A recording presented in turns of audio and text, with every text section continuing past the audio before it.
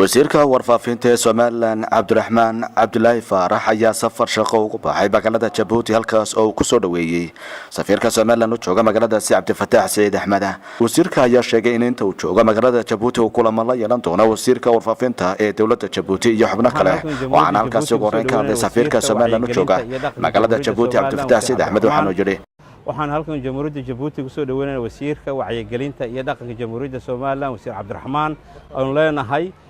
kusoo dhawow jamhuuriyadda Jibouti oo hawl shaqo u yimid oo hawl qaran u yimid wasiir waxaan kugu soo dhaweynaa gacmo furan dalkan waa dal jaarnahay oo Somaliland iyo Jibouti laba dal oo walaala saad ka war hayso sidoo kale wasiirka warfaafinta Somaliland Abdulrahman Abdullahi Faarax oo isna halkaas ka hadlay ayaa yiri aad iyo aad baan idinku mahadnaqayaa safiirkeena walba gaar ahaan Cabdifataax iyo dadka reer Jibouti sida fiican ay ugu soo dhaweeyeen magaalada Jibouti sidoo safiirku sheegay waxaan halkan u imi hawl qaran oo aan doonayo in aan la kulmo wasiirka warfaafinta iyo wacyigelinta iyo isgaarsiinta Jibouti iyo wasiirka kaleba waa markii horeysay aan filayo inay dhici doonto inaynu xiriir xagga isgaarsiinta iyo dhaqanka